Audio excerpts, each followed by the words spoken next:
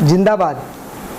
भूमिपुत्र एल्गार संघटनेच्या राज्याच्या, जिल्ह्याच्या, तालुक्याच्या आणि गावच्या सर्व पदाधिकाऱ्यांना माझी विनंती आहे की आपल्या संघटनेचे संस्थापक अध्यक्ष माननीय प्रमोद भाऊ पवार यांचा येत्या 14 जूनला वाढदिवस आहे। हा वाढदिवस आपण साजरा करायचा आहे। माझी आपणाला सर्वांना विनंती आहे की 15 तारखेला सर्व जिल्हा परिषद शाळा सुरू होत आहेत।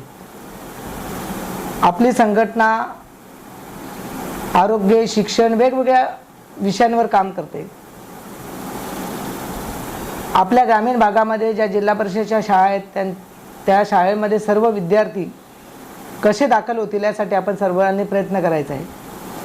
मुलांना शिक्षणाची गोडी लागावी म्हणून माझी तुम्हा सगळ्यांना विनंती की आपण येत्या 15 तारखेला आपापल्या गावच्या जिल्हा परिषद शाळेमध्ये जाऊन मुलांना गुलाब पुष्प द्यावं आणि त्यांचं शाळेमध्ये स्वागत करावं। शिक्षकांना शिक्षकांचं देखील स्वागत करावं आणि शिक्षणाच्यासाठी जी शिक्षकांना, पालकांना, विद्यार्थ्यांना मदत लागेल ती आपापल्या परीने आपण करावी अशी मी आपल्याला विनंती करतो।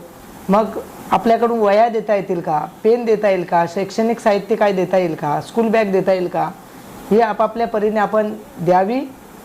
आपल्या गावपाड्यामध्ये आपल्याला मानणारे, प्रमोद भाऊंना मानणारे गावचे सरपंच असतील, ग्रामपंचायत अधिकारी असतील, तलाठी असतील, विविध शासकीय अधिकारी असतील किंवा लोकप्रतिनिधी असतील, यांना आपण जाऊन विनंती करावी। त्यांना आपले प्रमोद भाऊंच्या वाढदिवसानिमित्त कल्पना द्यावी आणि जी गरीब विद्यार्थी आहेत, जे निराधार विद्यार्थी आहेत किंवा ज्यांचे आईवडील अपंग आहेत, काही आजारी आहेत, मोठमोठे ज्यांना आजार झालेत, अशा विद्यार्थ्यांना आपण ही मदत त्यांच्यापर्यंत पोहोचवावी।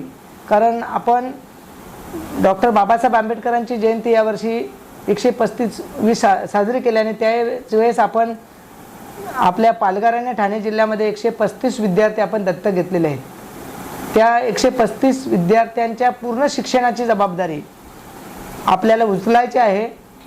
आपण आपापल्या परीने आपल्याला जेवढं शक्य होईल तेवढं देणगी स्वरूपात किंवा आपल्याला जी काय आपल्या यथाशक्तीप्रमाणे मदत करता येईल ती आपण करावी।